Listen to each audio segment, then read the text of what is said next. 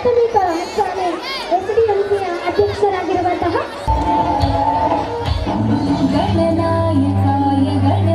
ಗಳನ್ನ ನೆನಪು ಮಾಡಿಕೊಳ್ಳುತ್ತಾ ವೇದಿಕೆಯನ್ನ ಮತ್ತೊಮ್ಮೆ ಜ್ಯೋತಿ ಬೆಳಗಿಸುವುದರ ಮೂಲಕ ಉದ್ಘಾಟಿಸಲಾಗ್ತಾ ಇದೆ.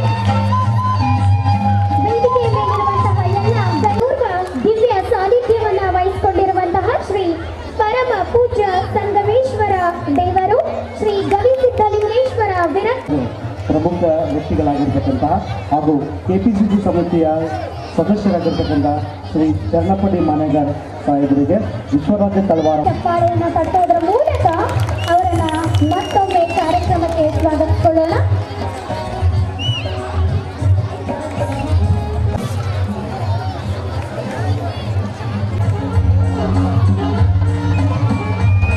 ಹೇಳ್ಕೊಡ್ತಾ ಇದ್ದೇನೆ. ಸಾಧಕರಿಗೆ ಪ್ರಶಸ್ತಿಗಳೇ ಅವರಿಗೆ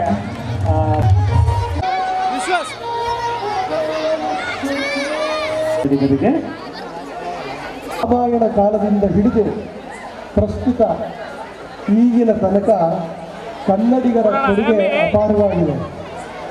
ರಾಮಾಯಣ ಪೂರ್ಣವಾಗಬೇಕು ಅಂದರೆ ಹನುಮನ ಪಾತ್ರ ಬಹಳ ಮುಖ್ಯ.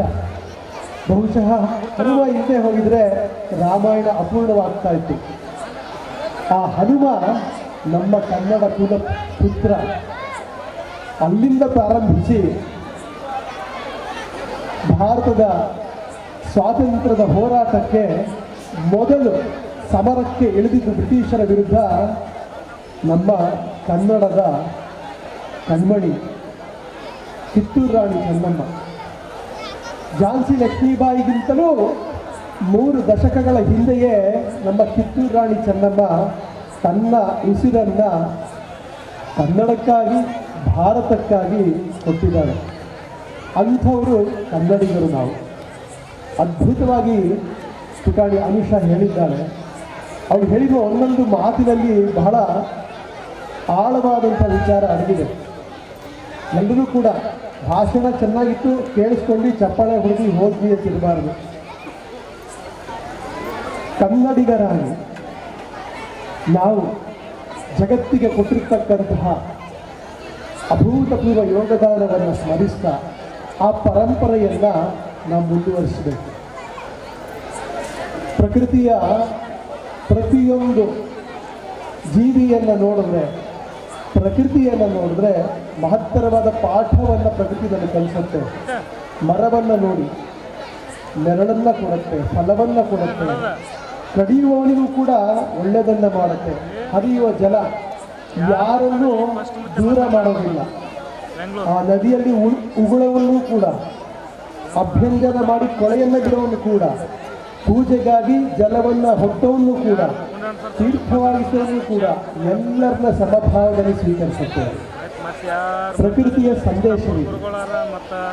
ಆ ಪ್ರಕೃತಿಯ ಸಂದೇಶವನ್ನು ಕನ್ನಡಿಗರು ಯುಗಾಂತರದಿಂದ ಅದನ್ನು ಆಚರಿಸಿ ತೋರಿಸಿದ್ದಾರೆ. ಆ ಪರಂಪರೆಗೆ ನಾವು ಸೇರಿರ್ತಕ್ಕಂಥದ್ದು.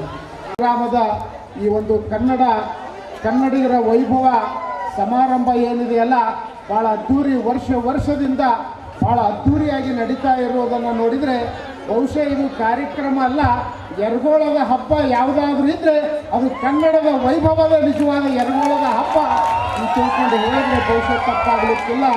ಇವತ್ತಿನ ದಿನಮಾನದಲ್ಲಿ ಈ ಕೀಕಿ ಹಾಕುವಂಥ ಹುಡುಗರು ಏನು ಶಿಳ್ಳಿ ಕೀಕಿ ಹಾಡಕ್ಕಾಕತ್ತಾರಲ್ಲ, ಇವರೆಲ್ಲ ಇಷ್ಟೊತ್ತಿನಾಗ ನಮ್ಮ ಊರಾಗ ಬಂದು ನೋಡ್ರಿ, ಇವರೆಲ್ಲ ಬಾರ್ ರೆಸ್ಟೋರೆಂಟ್ನೊಳಗೆ ಸಿಗ್ತಾರೆ.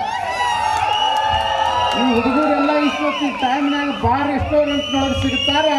ಆದರೆ ಯರಗೋಳ ಗ್ರಾಮದ ಯುವಕರು ಇಂಥ ಕಾರ್ಯಕ್ರಮದಲ್ಲಿ ಯಾವ್ಯಾರ ಅಂತಂದ್ರೆ ನಮ್ಮ ದೇಶಕ್ಕೆ ಎಂಥ ಯುವಕರು ಬೇಕಾಗ್ಯಾರ ಅಂತ ಕೇಳಿದ್ರೆ ಯರಗೋಳದಂಥ ಯುವಕರು ಇದ್ದಾಗ ಮಾತ್ರ ಈ ದೇಶ ಅಭಿವೃದ್ಧಿ ಆಗಲಿಕ್ಕೆ ಸಾಧ್ಯವಿದೆ ಅನ್ನುವಂಥ ಮಾತನ್ನು ಭಾಳ ಸಂತೋಷದಿಂದ ಹೇಳಬೇಕಾಗ್ತದೆ.